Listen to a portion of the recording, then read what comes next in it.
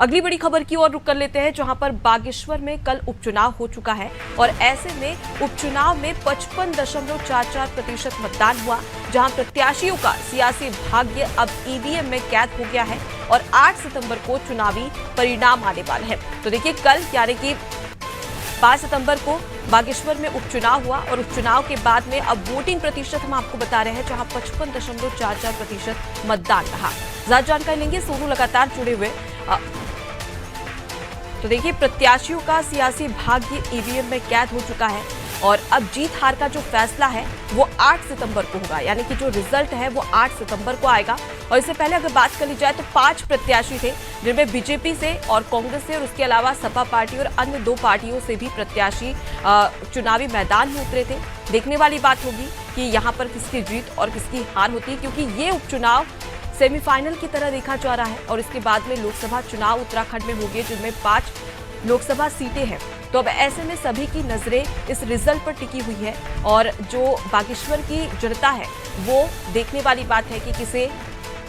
बागेश्वर में जीत दिलाती है। हालांकि 55.44% मतदान हुआ है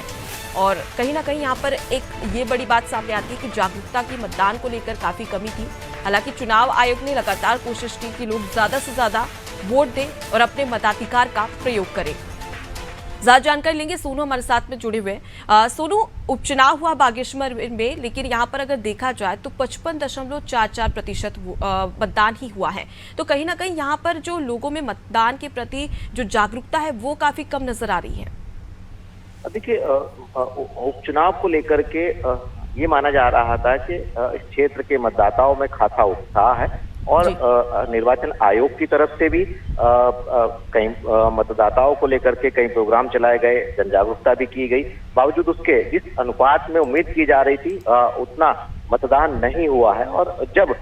कम मतदान होता है तो इसके कई मायने निकाले जाते हैं। तो चूंकि अभी 55% के करीब ही मतदान हुआ है और इसमें कुछ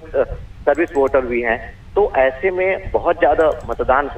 का परसेंटेज सामने आएगा ये नहीं कह सकते हैं। चूंकि पहले से कयास लगाए जा रहे थे कि अच्छा परसेंट में अगर मतदान होगा, लोग ज्यादा बढ़ चढ़ करके मतदान करने में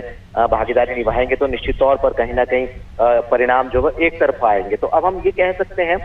जितने भी प्रत्याशी हैं सभी का सियासी जो भविष्य है वो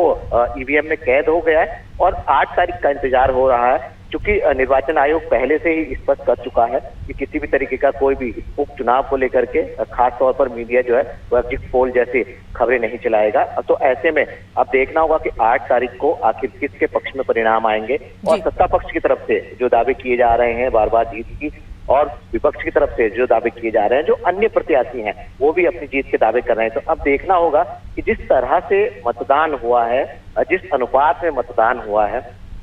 इस मतदान को लेकर के कहीं ना कहीं निर्वाचन आयोग और साथ ही साथ जो समीक्षा करने वाले लोग हैं वो भी चिंतित से नजर आ रहे हैं। 60% से ऊपर अगर मतदान जाता है या 65% से ऊपर अगर मतदान जाता है तो इसके कुछ और मायने निकाले जाते हैं। तो अब देखना होगा कि 8 तारीख को आखिर किसके सिर पर जीत का सेहरा बंधेगा। जी सोनू, देखा जाए तो बागेश्वर में उपचुनाव तो हो चुके हैं, लेकिन हम प्रत्याशियों की बात करें, यहाँ पर 5 उम्मीदवार जो थे जिन्होंने अपनी दावेदारी पेश की थी और प्रत्याशी थे, अब उनकी क्या कुछ प्रतिक्रिया आई है वोटिंग प्रतिशत को लेकर, उसके बाद में उपचुनाव में जो मतदान हुआ है उसे लेकर?